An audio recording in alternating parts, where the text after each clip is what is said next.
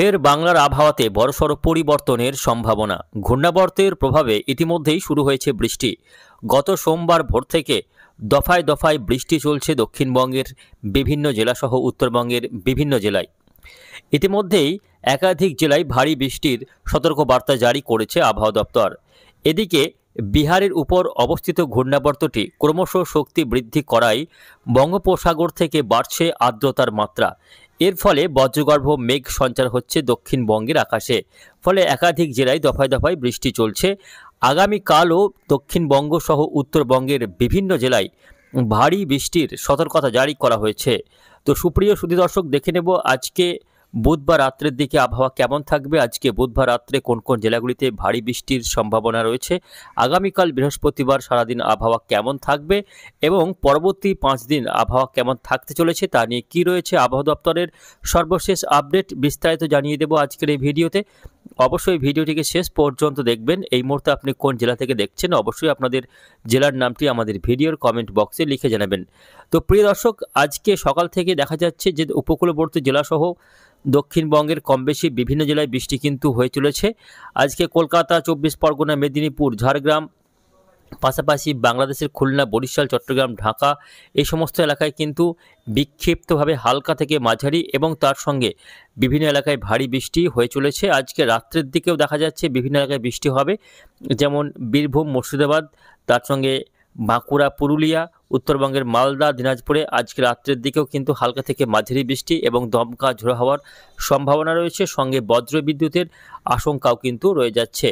উত্তরবঙ্গের জেলাগুলিতেও আজকে রাত্রের দিকে হালকা বৃষ্টি রয়েছে। আলিপুরদুয়ার, কোচবিহার, জলপাইগুড়ি, দার্জিলিং, কালিম্পং এবং 2 দিনাজপুরে হালকা বৃষ্টি আজকে রাত্রের দিকে হতে পারে।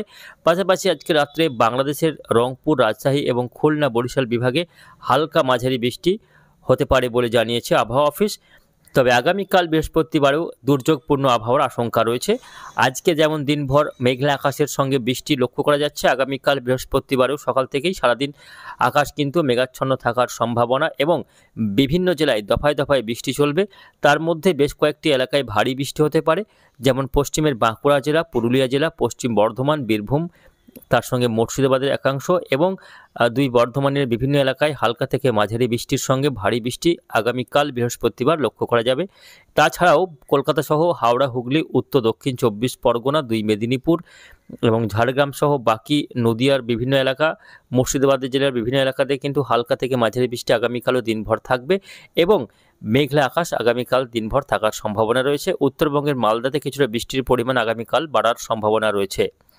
এদিকে আগামীকাল বৃহস্পতিবার দুপুরের পর থেকে বৃষ্টির পরিমাণ বাড়তে পারে বাংলাদেশের বরিশাল বিভাগের বিভিন্ন এলাকা, এর সঙ্গে জিয়ানগর, কাউখালী, মঠবাড়িয়া, মোংলা, বাগেরহাট, ভোলা, বুরহানুদ্দিন, লালমোহন, চারভাসন এই সমস্ত এলাকায় হালকা থেকে মাঝারি বৃষ্টি এবং পাশাপাশি চট্টগ্রামের বিভিন্ন এলাকাতে হালকা থেকে মাঝারি বৃষ্টি লক্ষ্য করা যাবে। কুমিল্লাতে হালকা মাঝারির সঙ্গে 2-1 পশলা ভারী বৃষ্টি রয়েছে।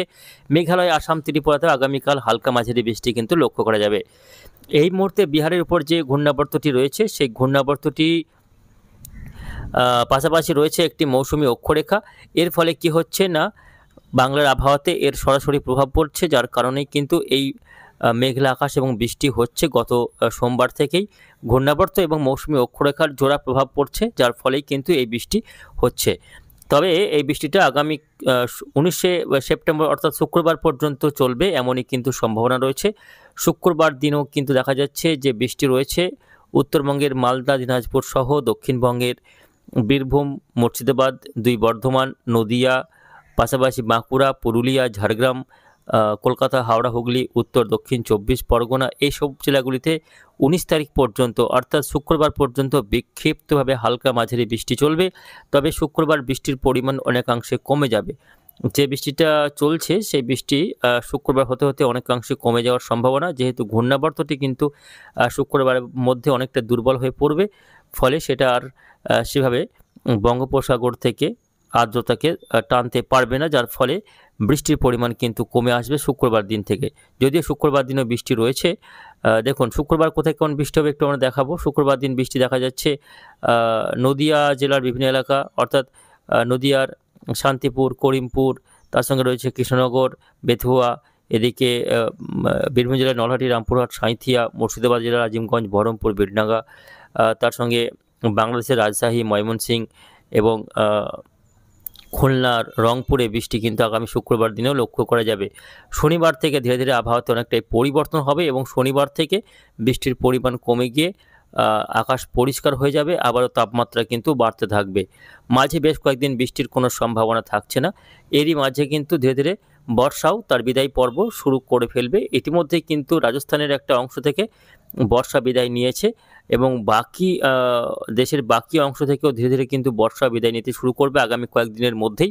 ইতিমধ্যেই বর্ষা বিদায়ের পর্ব শুরু হয়ে গিয়েছে। যেটা বললাম, রাজস্থানের থর মরুভূমি থেকে কিছুটা এলাকা জুড়ে বর্ষা কিন্তু ইতিমধ্যেই বিদায় নিয়েছে এবং আগামী কয়েকদিনের মধ্যে বাকি অংশতে ধীরে ধীরে কিন্তু বিদায় নিতে শুরু করবে। সবশেষে কিন্তু পূর্ব ভারতের রাজ্যগুলি থেকেও বর্ষা বিদায় নেবে।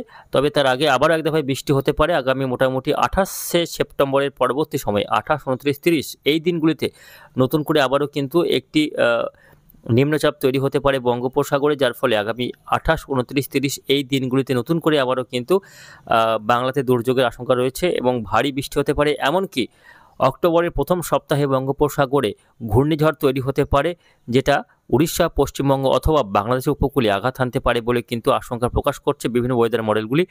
তো সব মিলিয়ে এই রয়েছে আগামী কয়েকদিনের আবহাওয়ার পরিস্থিতি। আবারও দেখা হবে পরের আপডেটে। ধন্যবাদ।